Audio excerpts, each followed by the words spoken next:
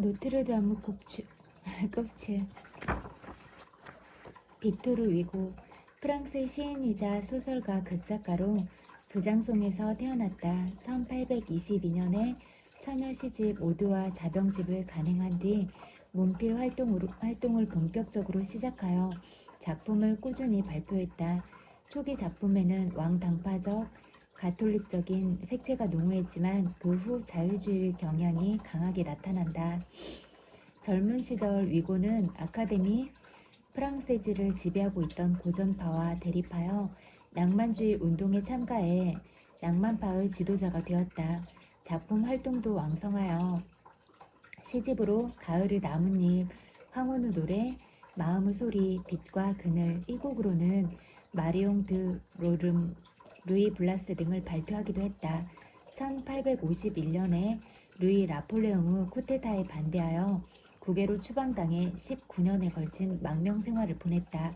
이 시기에 창작의 전용 시집 징벌, 명상시집, 세기의 전설, 소설 레미제라블, 바다의 노동자 등 그 대표작을 집필했다. 1870년 보불 전쟁에 의한 정세 변화로 민중의 열렬한 환호를 받으며 파리로 돌아왔다. 그래서 국민적인 작가로서 영예를 받으며 평온한 만년을 보냈다.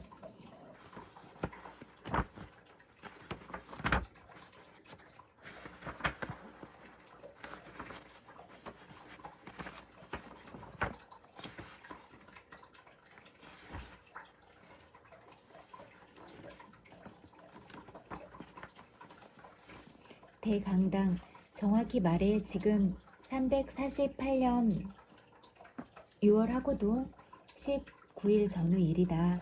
파리 시민들은 시태와 대학구 시가지를 둘러싼 삼중의 성벽 안에서 일제히 울리기 시작한 종소리에 단꿈을 깼다. 그러나 1482년 1월 6일 이날은 뭔가 특별히 역사에 남을 만한 사건이 일어난 날은 아니다. 아침부터 온 파리 안의 종이 울려대고 시민들의 마음을 뒤흔들었던 사건이라는 것은 사실 별로 중요한 것이 아니었다.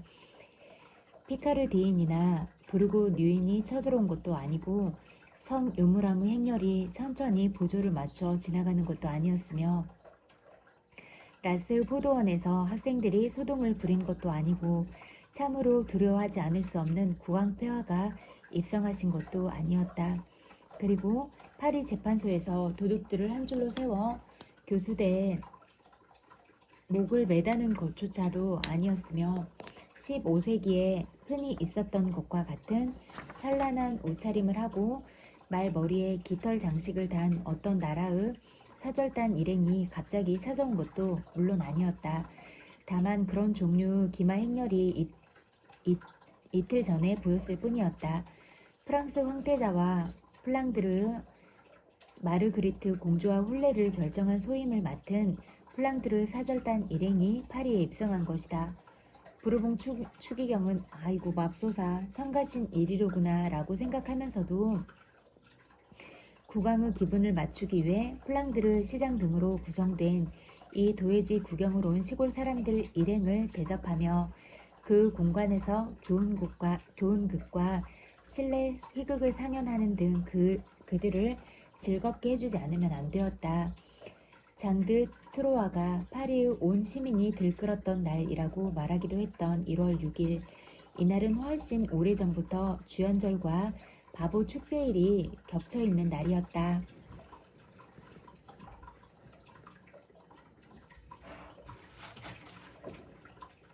또 자요. 미안해요. 이날 그레브 광장에는 화토불이 피워지고 브라크 성당에는 5월주가 세워졌으며 파리 재판소에서는 성사극이 상연되었다. 그 전날에는 자주색 양털 직물로 된 멋진 군복을 입고 가슴에 커다랗고 흰 십자가를 단 파리 시청 관리들이 축제를 알리는 나팔을 불면서 내 거리를 흥겹게 뛰어다녔다.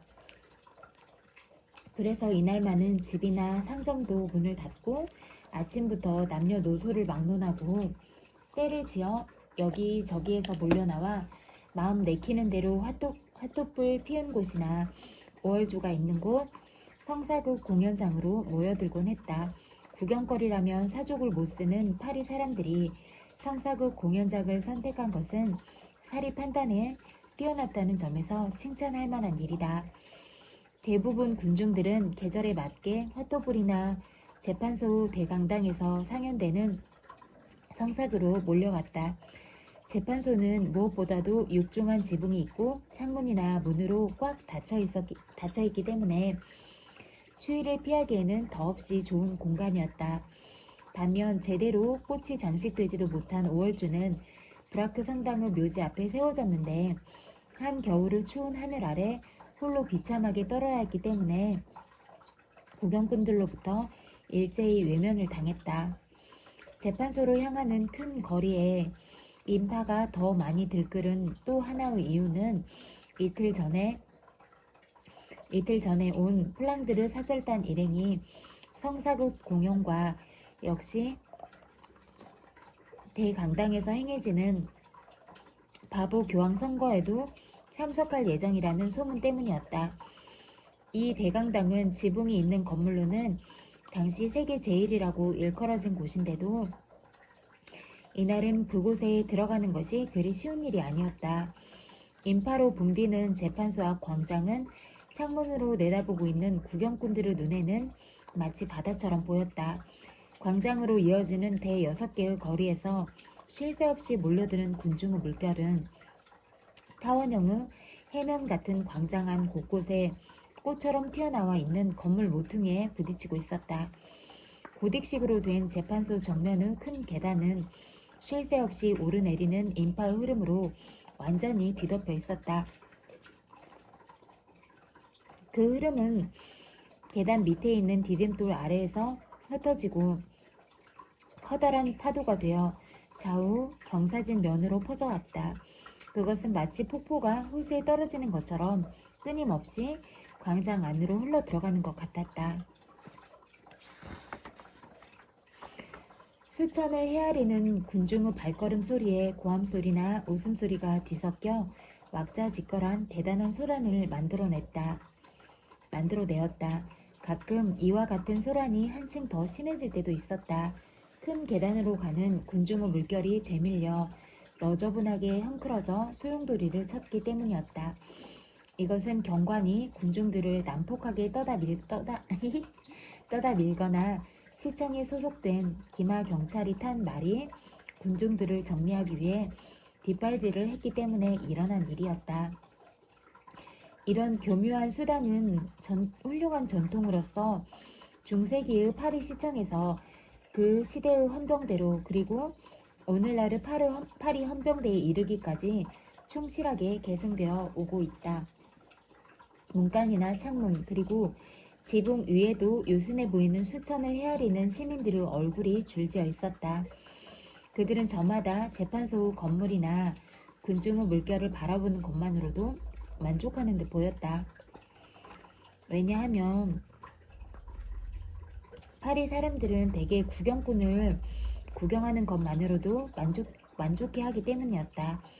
벽 저쪽에서 무언가 일어나고 있다면 파리 사람들은 이제 그 벽마저도 매우 진귀한 것이라고 생각하게 될 지경이었다. 독자 여러분이 동의하여 주신다면 여러분이 저와 함께 재판소 대강당 문지방을 넘어 중세기의 예복을 입은 이 군중 속에 들어갔다고 가정하고 그때 받을 인상을 상상하며 써보려고 한다. 먼저 귀가 윙윙 울리고 눈이 뱅뱅 돌아간다. 머리 위의 둥근 천장은 목각을 새겨놓고 금빛 백합 무늬를 아로새긴 하늘색이 칠해진 아치형의 이중 둥근 천장이다. 바닥에는 흑백 2가지 빛깔의 대리석을 어긋나게 깔았고 대여섯 걸음 저쪽에는 7개의 큰 기둥이 같은 간격으로 줄지어 있으며 가로로 늘어선 한 복판의 기둥은 둥근 천장의 기점을 받쳐주고 있다. 앞에 있는 4개의 기둥 주위에는 유리 그릇이며 싸구려 물건들이 번쩍거리는 장사치들의 진열대가 버려져 있다. 나머지 3개의 기둥 주위에는 소송인의 바지나 검사의 보복으로 문질러져 반질반질해진 떡갈나무 벤치가 놓여있다. 강당의 안쪽에는 창과 창 사이 그리고 기둥과 기둥 사이에 파라몬 왕 이래 역대 프랑스 왕들의 조각상이 세워져 있다.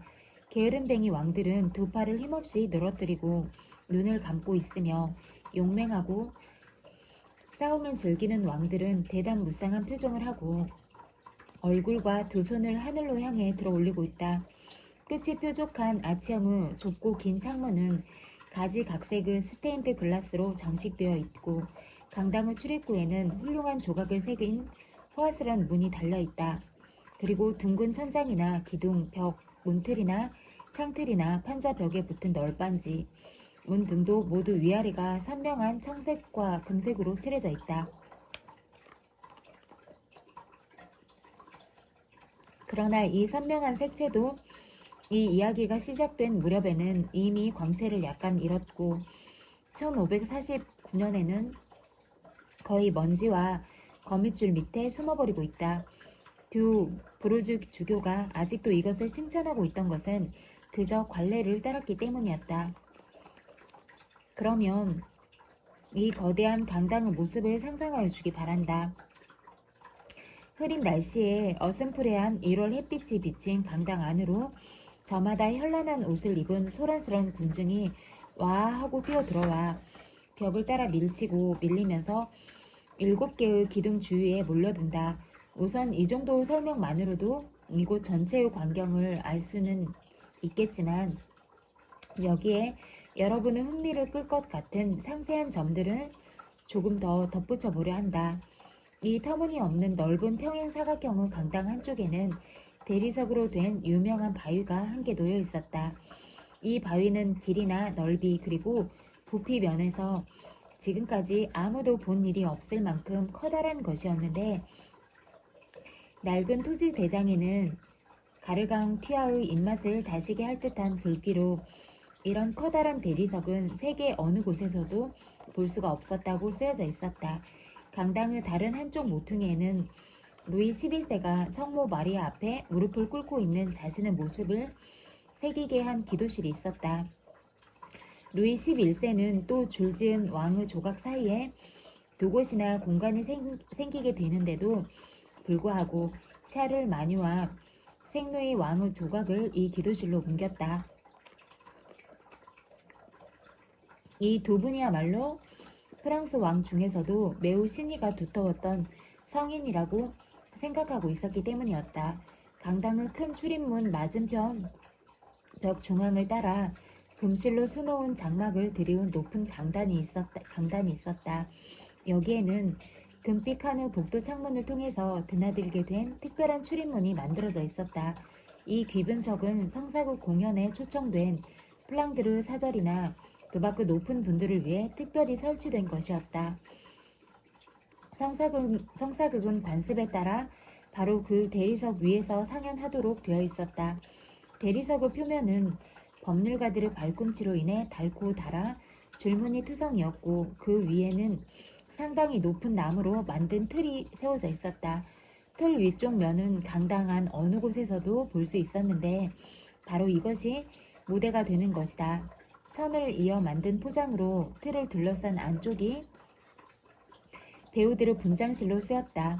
그리고 외부에는 사다리 한 개가 튼튼하게 놓여졌는데 이것은 배우들이 등장할 때나 퇴장할 때 지나가는 무대와 분장실을 잇는 통로의 역할을 하였다. 갑자기 인물이 등장할 때나 장면이 급전환할 때 그리고 연극이 절정에 이를 때면 배우들은 이 외사다리를 오르내리지 않으면 안 되었다. 하는 방법이나 장치한 모양이 너무나 형편없고 어떤 의미에서는 유치하다고밖에 할 수 없는 것이었다. 재판을 하는 날이나 축제의 날에도 어쩔 수 없이 시민들의 즐거움을 지켜야 하는 재판소 경관 4사람이 대리석의 네 모퉁이에 긴장으로 굳어진 채로 서 있었다. 영국은 재판소 후 커다란 시계가 12시를 치고 난 다음에 시작하기로 되어 있었다. 연극을 하는 시간으로서는 확실히 너무 늦지만 사절단 일행의 형편에 맞춰 이런 시간으로 정하지 않으면 안 되었던 것이다. 그러나 많은 군중들은 아침부터 광장으로 모여들어 이 상사극 공연을 기다리고 있었다. 이 마음씨 좋고 열성적인 구경꾼들은 대부분 날이 환하게 밝아올 때부터 재판소의 큰 계단 앞에서 추위에 벌벌 떨고 있었던 것이다. 심지어는 제일 먼저 뛰어 들어가기 위해 큰 출입문에 바싹 붙어서 밤을 샜다고 말하는 사람도 몇몇 있었다. 인파는 마치 불어나는 강물처럼 쉬지 않고 점점 더 많아져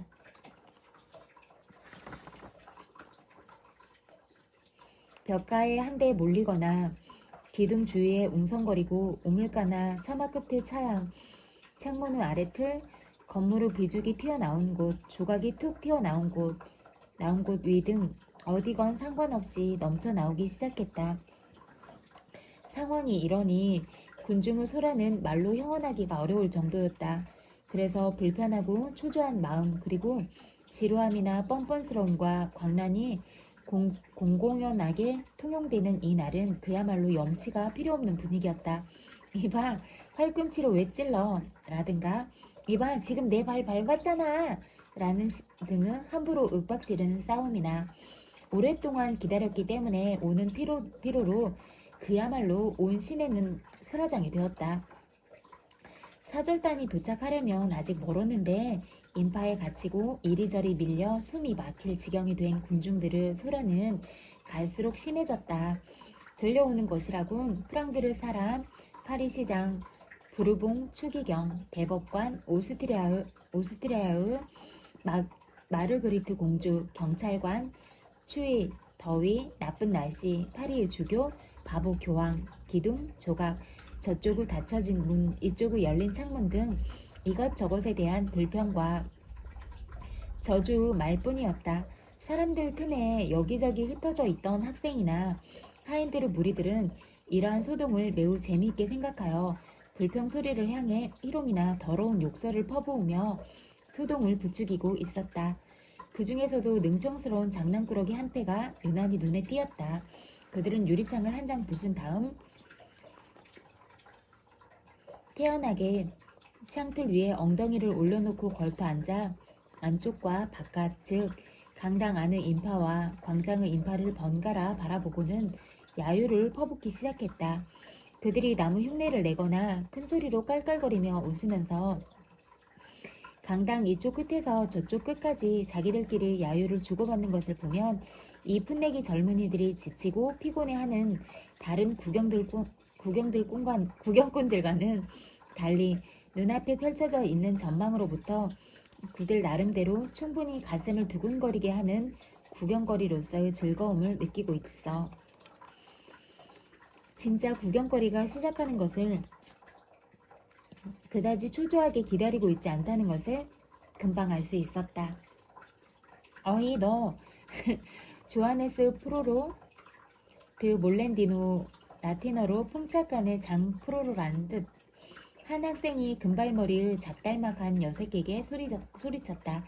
이름을 불린 상대는 귀엽고 장난꾸러기로 보이는 학생으로 기둥머리의 악한 서비스 입으로 만든 장식에 매달려 있었다. 풍차간의 장이라니 정말 좋은 이름을 가졌네.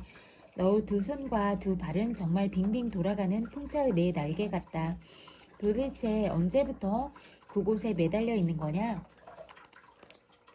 고맙게도 벌써 4시간이나 되네. 조하네스 프로로가 대답했다. 이 4시간은 아무래도 내가 앞으로 가 있어야 할 지옥의 체류 시간에서 빼주어야 할 거야. 시칠리아 왕의 파리네 성가대원이 싱샤펠 성당에서 7시에 올리는 대미사를 시작하는 찬송가를 부르는 것을 들었으니까. 대단한 성가대원들이더군. 그들의 모자 끝보다 더 뾰족한 목소리를 하고 말이야. 왕도 미사를 올리기 전에 성 요한님이 라틴어를 프로방스 사투리로 줄줄 읽는 것을 좋아하는지 아닌지 들어두어야 했었는데 그런 짓을 한 것도 시칠리아 왕이 그 잘하지도 못하는 성가대원을 고용하기 위해서야. 이때 창문 아래쪽의 무리들 속에 있던 한 노파가 아주 불쾌한 말투로 소리쳤다. 정말 어처구니가 없지 않습니까? 미사 한 번 올리는데 파리 돈으로 1천 리브르라니. 게다가 이번에도 역시 파리의 어시장에서 상납한 돈으로 말이야. 입 닥쳐 할멈. 미사는 어떻게 해서든 올리지 않으면 안 되는 거야. 그래 당신은 왕이 병에 걸려도 괜찮다는 거요?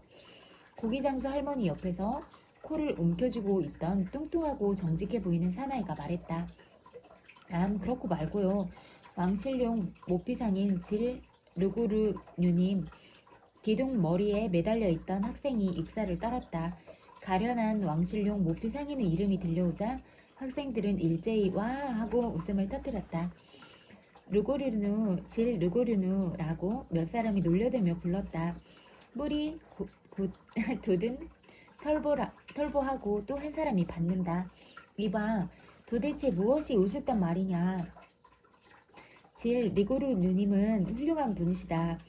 왕궁 감독관인 장 르고르뉴 르고르뉴 영감과는 형제간이고 팡센수프 일등 문지기 마이의 르고르뉴 영감은 자제분이야. 모두 당당한 파리 시민이고 조상 대대로 착실하게 며느리를 보아왔단 말이야 하고 기둥머리 학생이 계속했다.